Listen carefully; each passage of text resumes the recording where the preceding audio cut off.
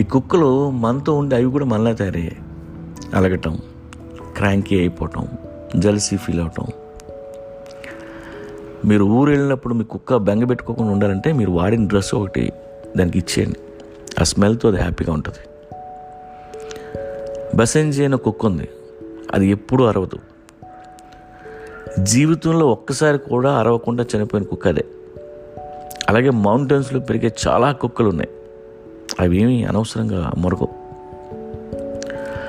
నాకు తెలిసి మనుషులు 2 రకాలు: కుక్కలను ప్రేమించేవాళ్ళు, రాళ్ళు ఇచ్చుకొని కొట్టేవాళ్ళు.